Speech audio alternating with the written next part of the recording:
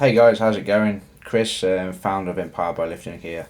I'm just going to show you how to use our Excel spreadsheet when you're being coached by one of our coaches or myself.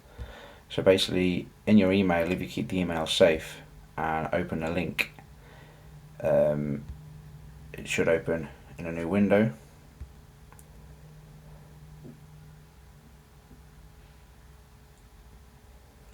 So during this link, if you click here where it says Edit in Excel Online, this gives you access to the spreadsheet. Now also your coach has access to it at the same time as you, so any changes made will be made simultaneously at the same time, so there can be like no mistakes made, for example. So just taking you through, most of this will be filled out for you already, but let's say for example we put somebody's weight in. This then populates through to the next spreadsheet and works out a rough estimate. Obviously you've already read the book and realised that an estimated calories is just an estimate and not an exact, because we can't give you an exact calorific value, depending on where your metabolism and things like that. So basically what will happen here is we'll put your macros in like so. It'll then add up for you, and you can also put your weight in here. So what will happen after that is, if you put your daily weigh-ins, however your weight goes during the week, obviously we know that the average is more important than the actual daily weigh-in. So in essence you're ignoring the daily weigh-ins and allowing the average to be more important. So the average of this week is 140. If we were to change that to 138 for example, over here it changed the average. So if we do the same thing again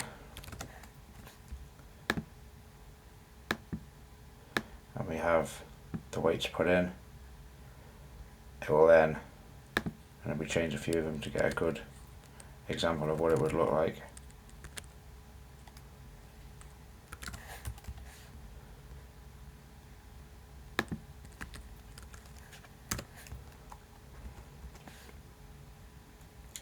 So then what will happen is it'll give you the average here for this week.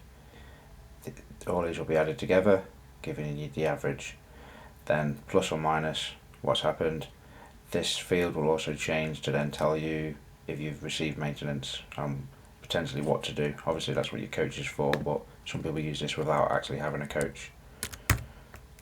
So if you've dropped the average 0.71, it'll tell you ideal body weight change. So obviously we know around about 1% is a good change per week.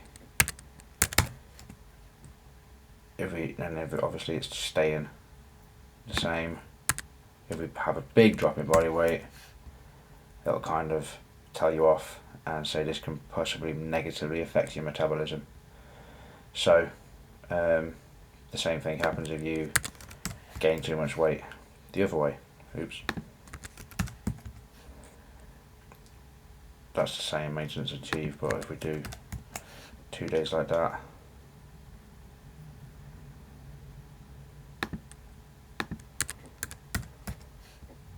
there we go, ideal body weight change. So this will help you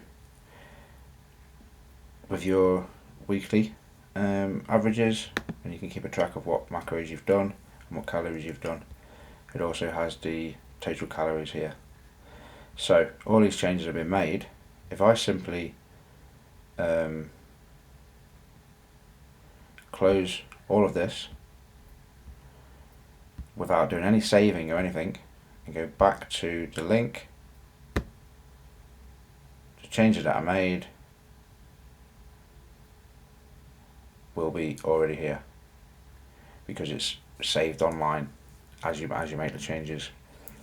So you've got note sections and the millimeters. You're going to add your weight, your measurements here during ideally weekly. If you forget each week, bi-weekly is fine. You can add your training goals here, training notes for example. Felt good. Oh, here we go, I forgot to press edit. So that's what you do, editing online. That changes over. So you can say, felt good. Let your coach know what happened on that day. For example, if you did 275 carbs here, and on this day you did 325 carbs, you can explain that. For example, I used the 48-hour window here, which is written about in our book.